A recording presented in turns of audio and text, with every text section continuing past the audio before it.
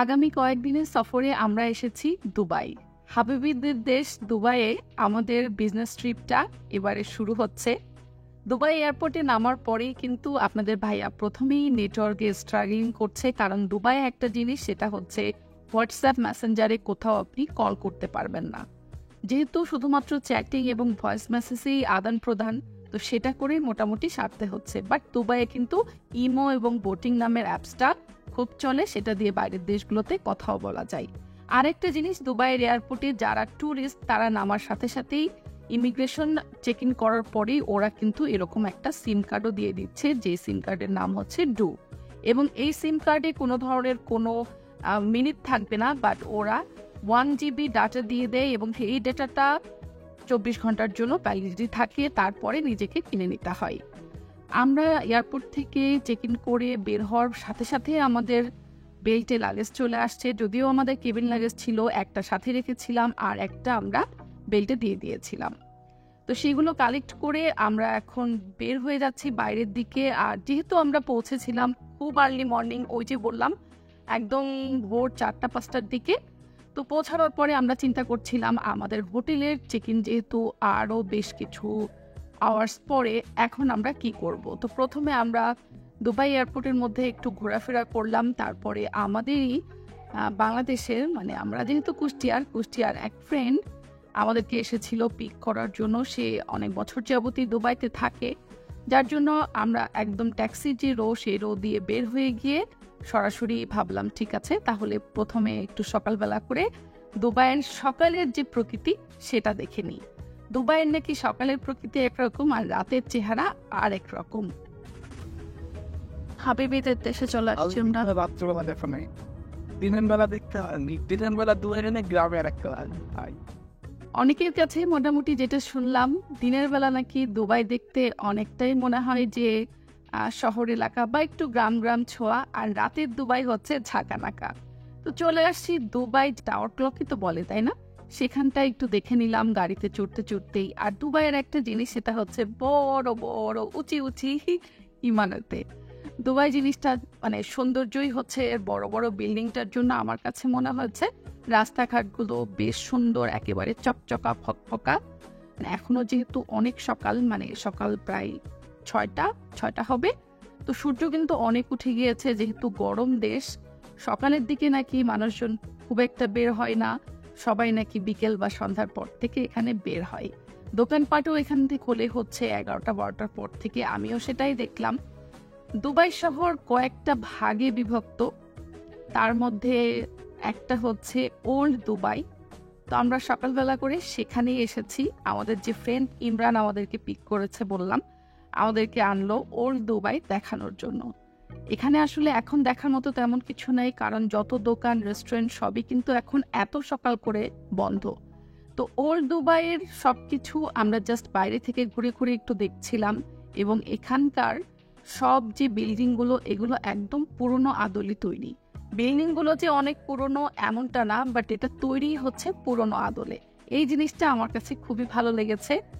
অনেক আগেকার আমলের একটা ভাইব নিয়ে বিল্ডিংগুলোর কনস্ট্রাকশন থেকে শুরু করে সবকিছু এভাবে তৈরি করা। এবং এখানকার দেখেন দরজা থেকে শুরু করে এর সবগুলো নাকি এক একটা শপ এবং রেস্টুরেন্ট। দেখে কিন্তু আমার বেশ ভালোই লেগেছে। তো ওল্ড দুবাই দেখার পরে যেহেতু সকালবেলা করে সারা রাত আমরা জার্নিও করেছি, চলে আসছি একটা বাঙালি রেস্টুরেন্টে খাওয়ার জন্য। দুবাইতে যেহেতু প্রচুর বাঙালি, এখানে বাঙালি খাবার দাবার থেকে শুরু করে হোটেল রেস্টুরেন্টও কিন্তু এগুলো অনেক বেশি, যার জন্য এতটাও কোনো প্রবলেম হয় না। এখানে যারা বাঙালি থাকে, বাঙালি খাবার খুবই অ্যাভেলেবেল। লন্ডনেও কিন্তু বাঙালি খাবার রয়েছে, বাট আমার কাছে মনে হয়েছে লন্ডনের থেকেও দুবাইতে বাঙালি খাবার, হোটেল, রেস্টুরেন্ট এগুলো অনেক বেশি। তো যাই হোক, আমাদের একেবারে সকালবেলা বাঙালি নাস্তা শেষ করে, এক কাপ চা না হলেই না, নাস্তা চা খাওয়ার শেষে আমরা চলে এসেছি আমাদের হোটেলে চেক ইনের জন্য। যেহেতু আমাদের হোটেলে চেক ইনটা একটু লেটে ছিল, ওদিকে আমাদের একটু দুবাইয়ের পুরনো যে ভাইবটা সেই এলাকাটা একটু ঘোরাও হলো, আর সেই সাথে একটু সকালে নাস্তা করে একবারে আমরা হোটেলে চলে আসলাম। আর একটা জিনিস, সেটা হচ্ছে আমাদের প্ল্যান আছে দুবাই শহরটায় যেহেতু আসলে টুরিস্টদের জন্যই। আমরা এসেছি হচ্ছে সামার টাইমে, দুবাই নাকি উইন্টার টাইমে বেশি সুন্দর। যেহেতু আমাদের বিজনেসের ট্রিপে আসা, ঘোরাঘুরিটা হয়তো এবারে ট্রিপে একটু কমই হবে। যেটা হবে সেটা হচ্ছে আমাদের বিজনেসের কাজকর্ম। তো বিজনেসের কাজকর্মের ফাঁকে ফাঁকে চেষ্টা করব দুবাই শহরটা নিজেরা একটু ঘুরতে এবং আপনাদেরকেও একটু ঘুরিয়ে দেখাতে।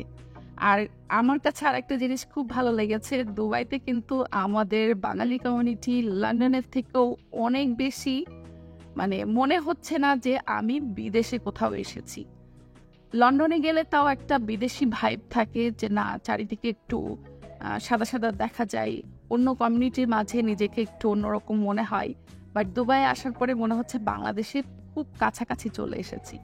তো এই যে আমাদের হোটেল রুমে চলে এসেছি, আমাদের হোটেল রুমটা আসার পরে একটা জিনিস কিন্তু লক্ষ্য করেছেন, এখানে প্রতিটা হোটেল রুমেই হয়তো এরকম করে জায়নামাজ দেওয়া থাকে, যেহেতু এটা মুসলিম কান্ট্রি। আর আমরা চেষ্টা করেছি হোটেলের যে কস্টিংটা সেটা খুবই মিনিমাইজ করতে, মানে কম খরচে যে হোটেলটা নেওয়া যায়। যেহেতু আমাদের এটা আসলে ট্রাভেল ট্রিপ না, আমাদের এটা সম্পূর্ণটাই বিজনেস ট্রিপ, তো আমাদের হোটেলে তেমন একটা থাকাও হবে না। আমরা গুগলে সার্চ করে সব থেকে কম খরচে যেভাবে যে হোটেল রুমটা পেয়েছি সেটাই নিয়েছি। নর্মাল যে ফ্যাসিলিটিসগুলো প্রতিটা হোটেলে থাকে সেটাতেও মোটামুটি তাই ছিল। চা কফির ব্যবস্থা আছে, পানির জন্য এরা আলাদা বোতল রাখে নাই, কিন্তু আলাদা মেশিন সিস্টেম করে রেখেছে। আর এই হচ্ছে আমাদের হোটেলের রুমটা, দেখতে মোটামুটি ছিমছাম, নিট অ্যান্ড ক্লিনই ছিল অ্যাজ ইউজাল, সবখানে যেরকম থাকে। তো হোটেলের ক্ষেত্রে একটা জিনিস, যে দুবাই আসলে যখন পিক সিজন থাকে তখন কিন্তু বেশ খানিকটা আরও এক্সপেন্সিভ হয় সব কিছু। এখন যেহেতু পিক সিজন না, সামার টাইম, প্রচণ্ড গরম দুবাইতে, এখন নাকি এখানে টুরিস্ট অনেক কম আসে, যার জন্য আমাদের হোটেলের খরচটাও বেশ কম পড়েছিল। আর লোকেশনটাও একটা ফ্যাক্ট, আমরা যে এলাকায় আছি এটা হচ্ছে দুবাইয়ের বিজনেস হাব। বেসিক্যালি আমাদের আশেপাশে বিজনেসের কারণেই আমরা এই লোকেশনটা চুজ করেছি। তবে আমাদের হোটেলটা কিন্তু একেবারে খারাপও ছিল না, খুব সুন্দর একটা লোকেশনে এবং বেশ কম খরচে আমরা পেয়ে গিয়েছি। অ্যাজ ইউজাল অন্য সব হোটেলে যেমন থাকে, তুমি এক্সট্রা কিছু করবা মানে সেগুলোর জন্য সব চার্জে লেখা। এবং একটা জিনিস, যে দুবাইয়ে যে জিনিসটা আমি দেখলাম, এখানে টাকা হলে তুমি সবকিছু করতে পারবা, মানে টাকার শহর দুবাই, ঠিক আছে। তো বাথরুমটাও মোটামুটি আমার কাছে ভালোই বড় লেগেছে, নিট অ্যান্ড ক্লিন। তো সবকিছু মিলিয়ে আমাদের দুবাই ট্রিপ এখান থেকে স্টার্ট হচ্ছে।